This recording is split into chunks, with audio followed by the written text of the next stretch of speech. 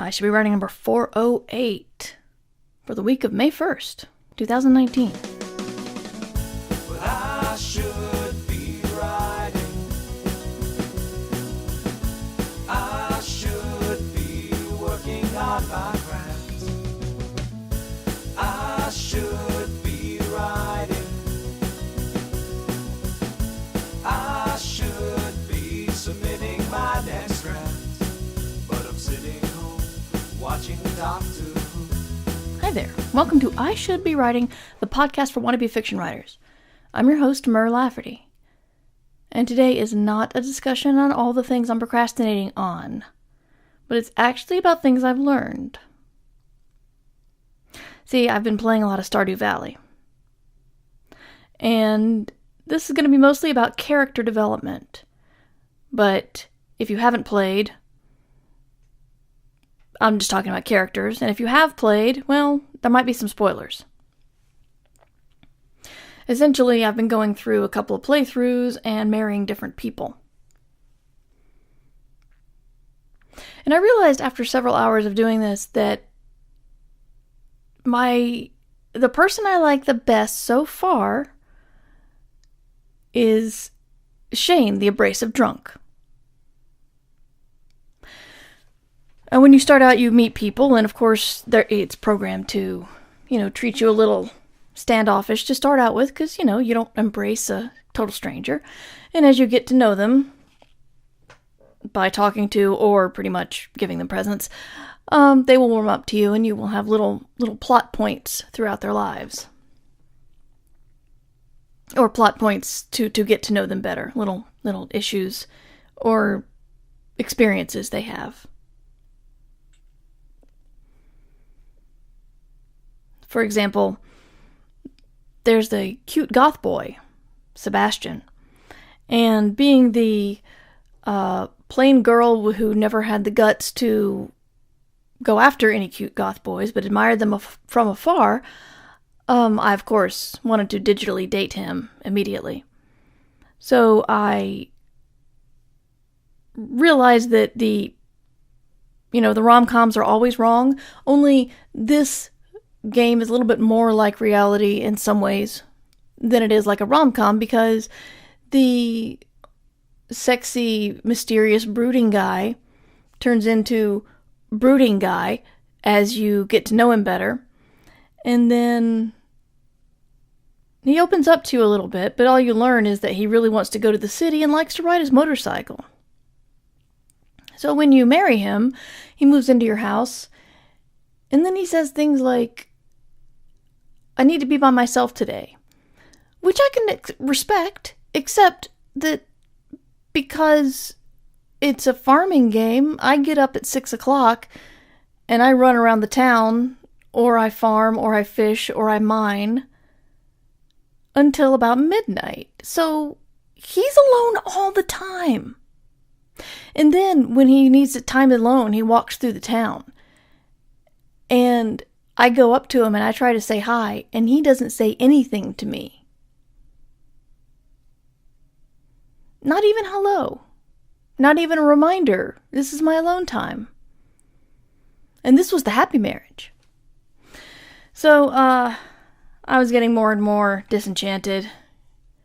And then, right when I decided to dump him, he asked me if I wanted to have a baby, so I really dumped him. And went and got the divorce. 50,000 gold. Not too bad of a deal at this point in the game.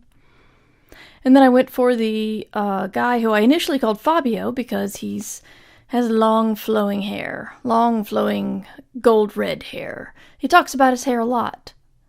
He's also a poet who's working on a novel. Only he's like most people who say they're poets and working on a novel. And he walks around talking about writing all the time.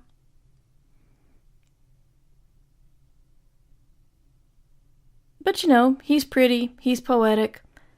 I might as well romance him. We have some issues. I not have some issues, but we see some issues in his life as the plot goes on. I give him advice on what kind of book to write. He invites me to the reading after he finishes it, and then he takes me on a rowboat ride to confess his love, and we get married. And then the marriage it's fine. He continues to be poetic and flowery. Always kind of happy. But just like with Sebastian, who starts out boring and sad and remains boring and sad, Elliot starts out pleasant but boring and then remains pleasant but boring.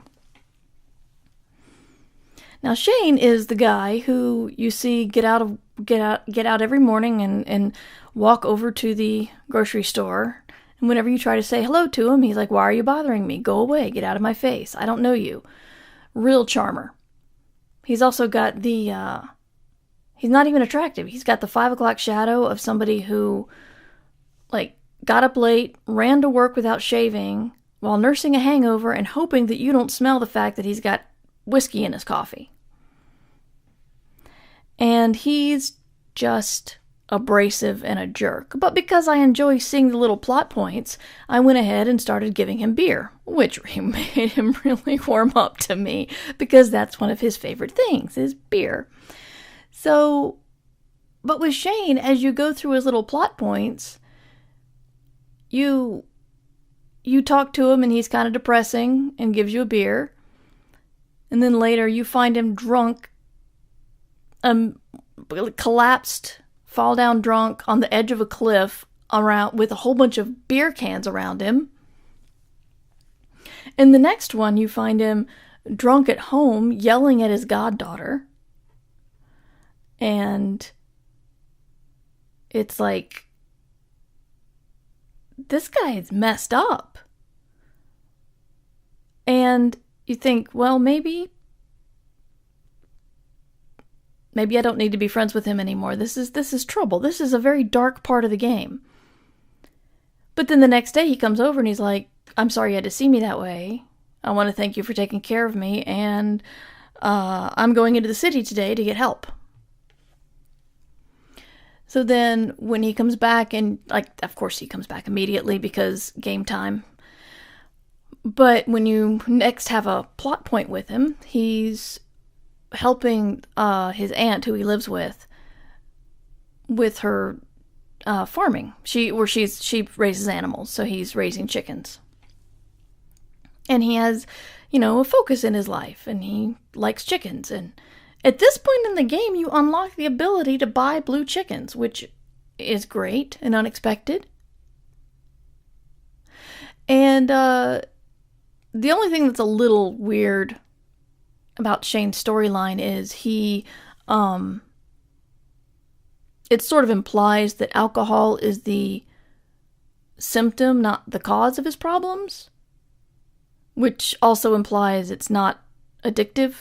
So after Shane goes through his therapy and you get married, he continues to drink, but not in a upsetting fashion. It's just what he does. So that's a little, in real life, if you find somebody who's going through those experiences that you see Shane in, you want therapy and AA. But whatever. It's still interesting. And the thing is, it's a character arc. Shane's an asshole. Wait, I can't say that on this show. Shane's a real jerk. And as you get to know him, he warms up to you, but then he shows you the bad part of himself. And he's in a lot of trouble. And he's vulnerable. And he shows his worst sides to you and thanks you for continuing to be his friend. And I believe there are choices to not be his friend after that. It's like, no, you're a loser, go away. I mean, your friendship levels can go up and down in this game. You don't hit level 8 and then stay there forever no matter what you say. I was just doing all the pleasant things in order to increase the friendship.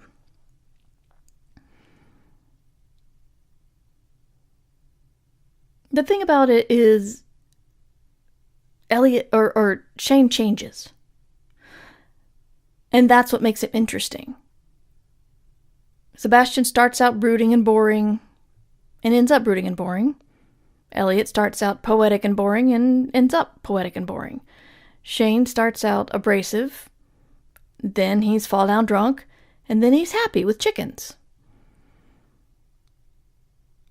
And this is why I have found him the most interesting spouse in Stardew Valley.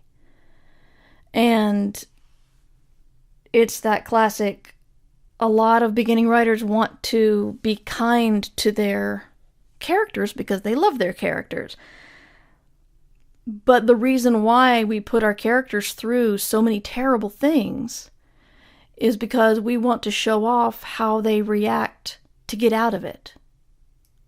Or not.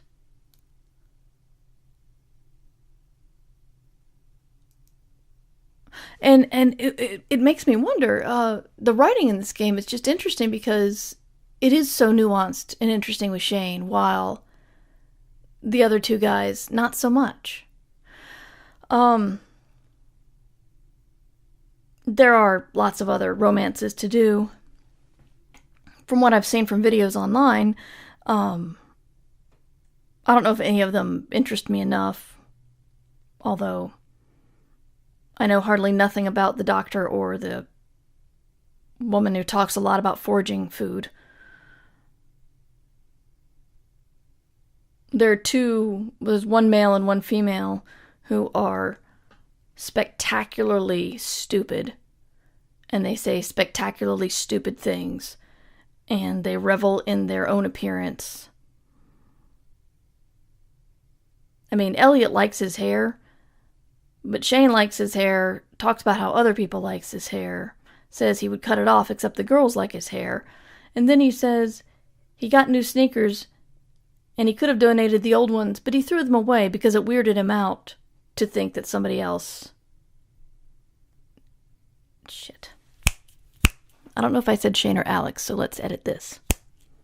I can't snap. There we go.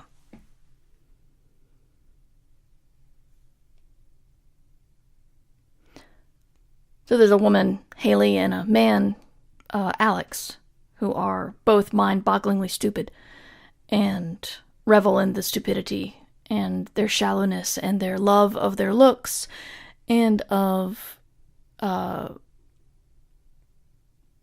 shopping, hair, being unkind to others, being non-charitable, and I'm kind of interested in seeing what happens with their romances, only they're really irritating, so I don't know if I can stand it. Shane's just plain old abrasive, but he doesn't, talk about how he threw away something that he could have donated only because it weirded him out to think of somebody else wearing his clothes, which just made me want to punch Alex in the mouth when he said that. So, the characters in Stardew Valley have a lot of interesting layers. Some of them more so than others. But if you're looking for something to distract you for a little while and get some very interesting character lessons, and also to see kind of what not to do, then Stardew Valley is a pleasant little farming game. And it's available on nearly every platform that I know of, including tablet and phone. So, I am not endorsed at all by Stardew Valley. I'm just saying I've been playing it a lot and it's making me think about character. So technically, it's work. Of course, I still have not gone very far in my novel, so I should probably be working more. Only that's real work and not Stardew Valley work. When it comes to my characters, I realize I'm just psyching myself out, and at some point, I really have to stop thinking about it and stop researching and just work it out in the actual text. So, that's this week's goal. Although my newest toy is having a tarot deck beside my desk, and I use it to give me some inspiration on either characters or plot points to make the narrative a little bit more interesting. Like today, I drew strength, which apparently, as per the tiny little minimalistic booklet I have, indicates willpower, mastery, and discipline. So, I'm going to see how I can put willpower, mastery, and discipline into my book. I think one of the things that I'm struggling with right now is I've got a couple of alien races to put in my book, and I don't want to make the Star Trek problem, which is make alien races identical to each other. You know, every Klingon is obsessed with being a warrior and having honor. And every Ferengi is obsessed with highly patriarchal society and money. I think Deep Space Nine got a little bit better than that, but it all started out pretty, monoculture, I guess. So, need to figure out how to set those apart. But again, I think I'll work best just by writing. So thank you for listening to I Should Be Writing. You can reach me at merverse.com and email me at mightymur@gmail.com. You can support the Patreon, which helps keep the lights on, at patreon.com/mightymur. If you just put in $1, that means you get early episodes of the podcast, and sometimes I make longer podcasts just for the Patreon supporters. And then there are other perks too, but you can check that out at the Patreon site. That's it for this week. Hope you're getting work done. I hope I'm getting work done. Because we both should be writing. Remember, you can support the show at patreon.com/mightymur. I Should Be Writing theme music provided by John Anelio. You can find more about him at johnanelio.com. This podcast is distributed under a Creative Commons Attribution Share-alike license. It's on TV.